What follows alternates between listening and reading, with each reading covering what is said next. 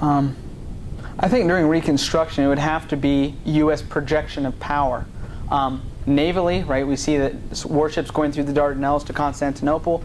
We see a steamship in 1879 going in the Persian Gulf. Before that, we remember even during the Jackson administration, Quincy Adams is the one that says in front of the Congress, we're not going abroad for monsters to destroy.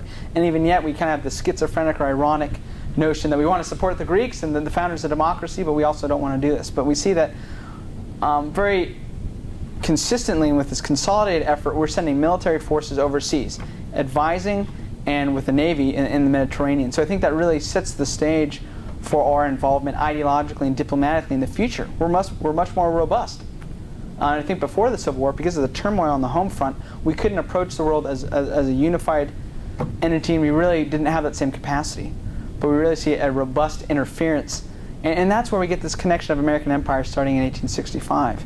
We have a consolidation of power in the Middle East, diplomatically, politically, ideologically, economically. We have a force projection, which is really unprecedented, I think, before that, even with the Barbary Wars.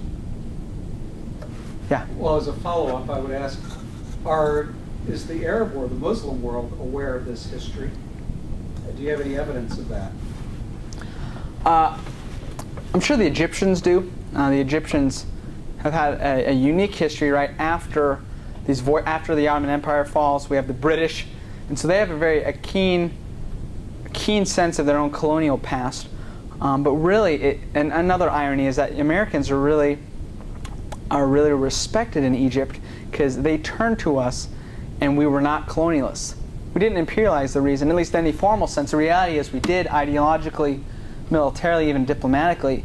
But they have at least the Egyptians have a keen sense that we were loyal to them in the face of these Brits that come in and colonialize for 40 years, the French, that their American partners were humble in that and were not colonial invaders. So I think the Egyptians look friendly to that. I mean, and the U.S. has always had a pretty strong relationship with the Turks.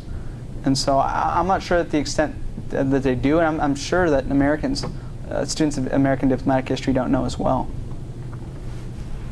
This is a really intriguing idea, the new birth of freedom abroad, and Lincoln looking abroad, and I see a lot of evidence in his take on the Declaration of Independence, as you said, and also in his admiration for Thomas Jefferson, who sent the Barbary pirates, sent the Marines to the Barbary pirates, and Henry Clay and Daniel Webster, who wanted to engage in Greece.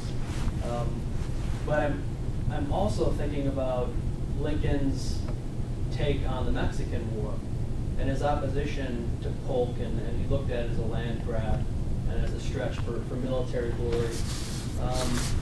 So I guess what I'm wondering is in your research, did you see this more as Lincoln's take, or is this Lincoln working through the auspices of Seward's office? How much of it is Seward and how much is Lincoln? Well, I think the majority of it is Seward, and also implications of Lincoln's thinking.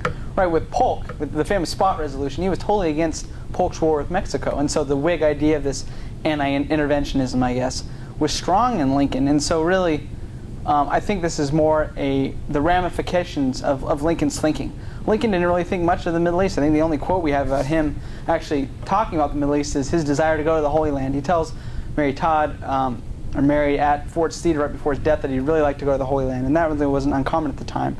I don't really think that Lincoln consciously was thinking about a new birth of freedom internationally, but I think Seward picked up on it, and Seward's own unique history shows that he was one of the earlier imperialists, I think, or the empire builders, and they used this rhetoric, and so Lincoln either subconsciously or the ramifications of this thinking was more dangerous than I guess he would have realized. Does that answer your question? It does. All right, well, thanks so much.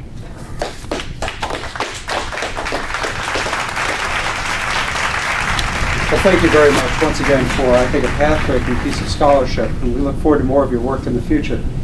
Well, I want to thank this audience, and I want to thank the Michigan Council for Social Studies for partnering with us to bring the Lincoln Lecture Series to you. This is something I don't get to do very often, but before we sign off, I want to thank MGTV for covering us, and I also want to thank the staff at the Hauenstein Center. You guys do a lot of work behind the scenes, and I don't get to thank you very often for public, and I would like to take this opportunity to thank the Associate Director of the Hauenstein Center, Brian Flanagan. I'd like to thank Kathy Brent. I'd like to thank Mandy Bird.